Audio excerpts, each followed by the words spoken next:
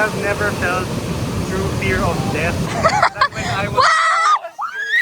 This is not how I expected to spend my weekend.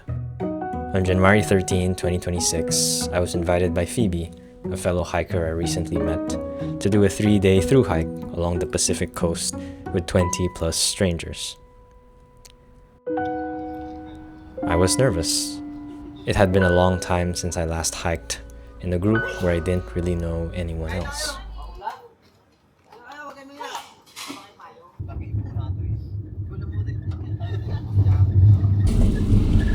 Where are we going today, Feeby?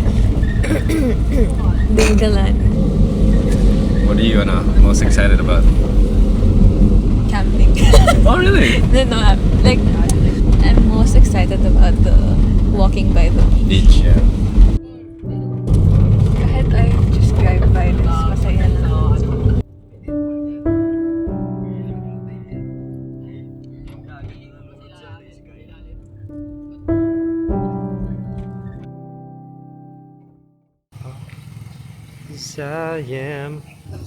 Today's trek starts at Dingalan, a coastal town in eastern Luzon known for its high waves.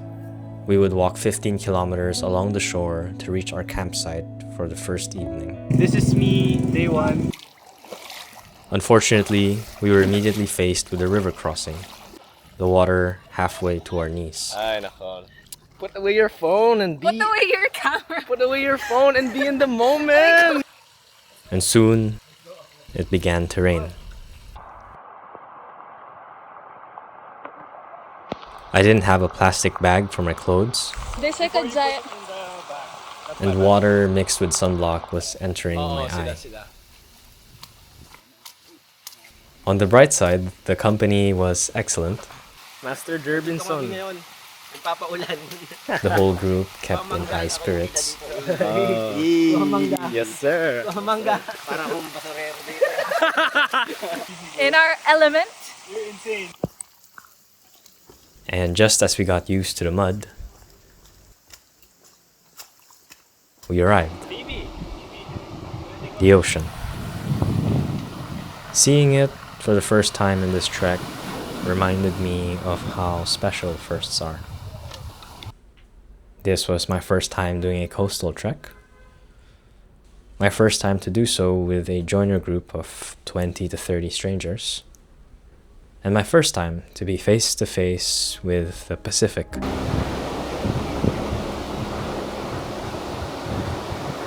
One of the largest oceans in the world, its very presence created a distinct landscape. Wide coastal panoramas where the ocean met the land. Meadows that looked deceptively soft, but were composed of hardy, salt-tolerant plants that thrived on jagged reef flats. Flats that were made from ancient corals, which were interesting to look at, but painful to walk on.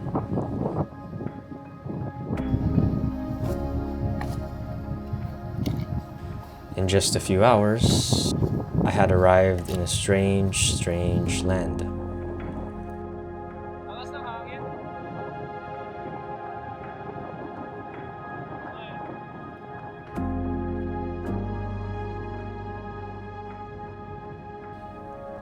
And I couldn't help but feel like it was a dream.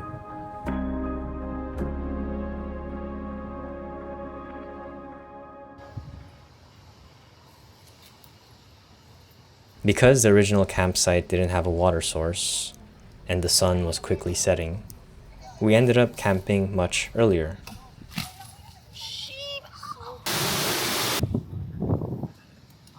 Camp was pretty rough.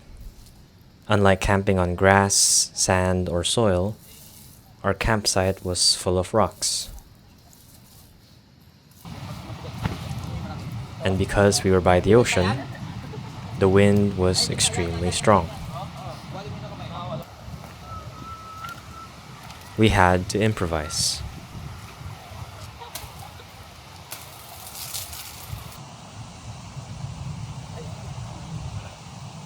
And though it wasn't exactly easy, and we weren't entirely sure if our tents would hold, Once we accepted it, it was kind of fun to survive together in the wild.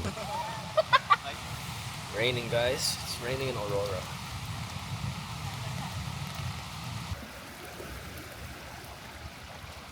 This last year has been full of change for me. New responsibilities, new circumstances, new identities. Throughout it all, I couldn't help but wonder whether I could still afford to spend my time like this. Whether spending precious free time with strangers was something I would find meaningful.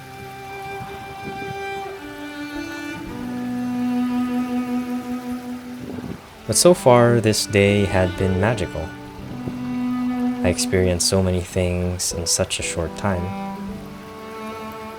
And I couldn't help but feel like I had made the right choice.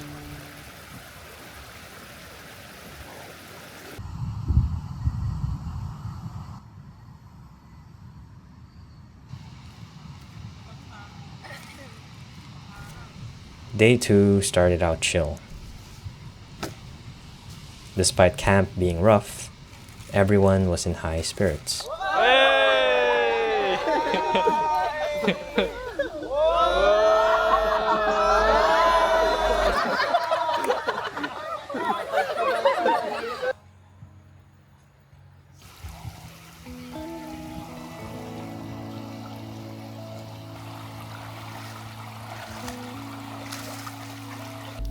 Our coordinator snagged us some lobsters for 20 pesos, normally 150 pesos in the city.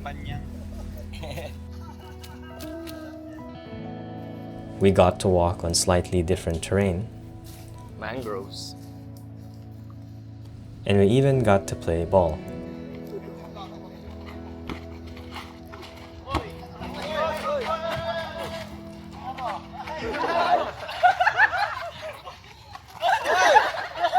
Parang hindi abot ng 20 kilometers today. We did 10 on Monday. 10 on day 1. 14 km left. Yeah, but we'll have to walk in the dark. Kasi it's 12 na eh. What we didn't realize was today was going to be nothing like yesterday.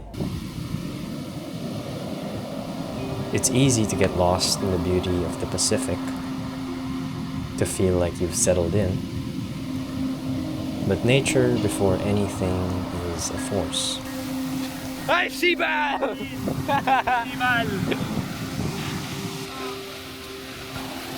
We faced our first major obstacle, Inutan Rock. Standing at close to 6 meters above the ground, the sudden tide forced us to climb this massive rock. And because it was too risky, we had to have our bags be pulled up by rope.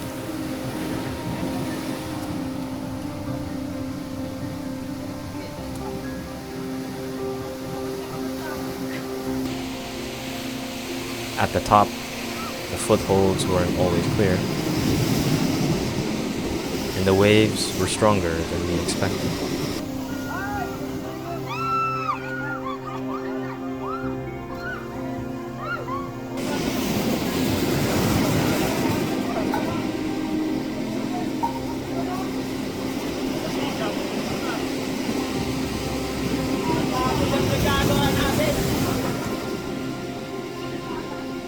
Parang it's so hard to believe na waves could reach that high. I have never And just when we thought we could catch a break,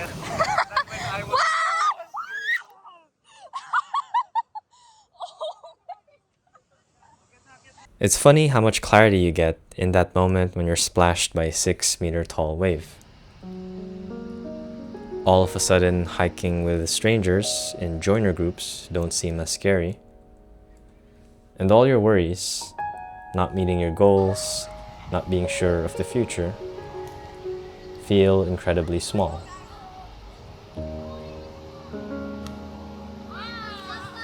It reminds you that you don't control everything, and that there is joy in just existing.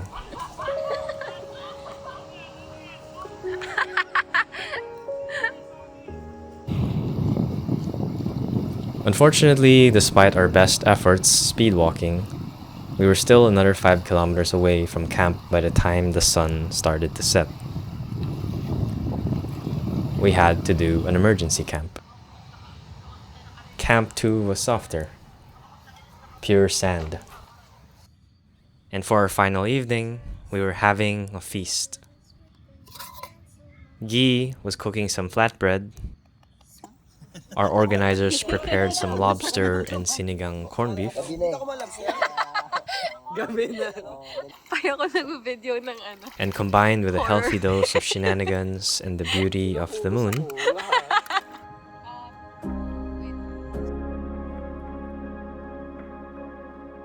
it remains to this day one of the best nights in my life.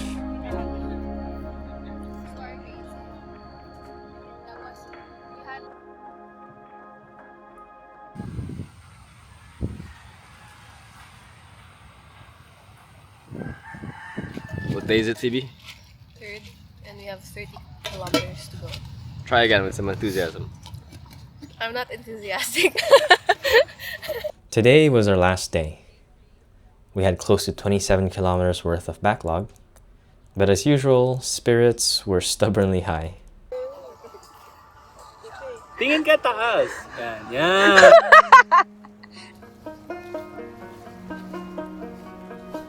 The trek was absurdly long, incredibly steep, and not at all coastal.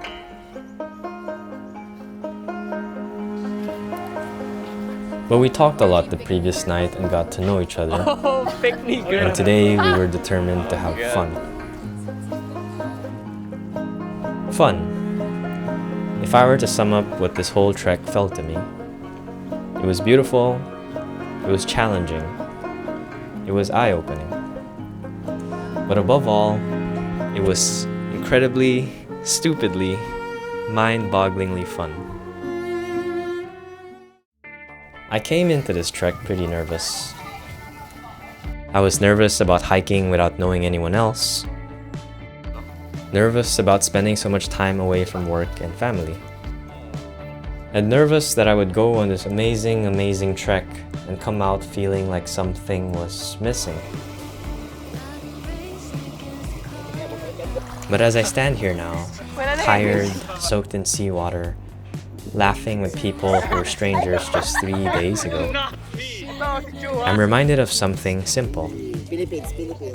I can't always control how a trip will turn out. I can't always control how I feel. And I can't always control my life. Most of the time, I am just a wave, tossed in the ocean, a vapor in the wind.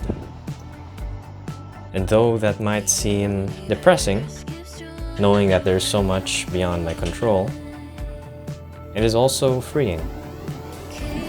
Because even if I don't know what the future holds, just as the tide returns day in and day out, stubbornly reaching for the shore, I'm reminded that it will always be worth it to try.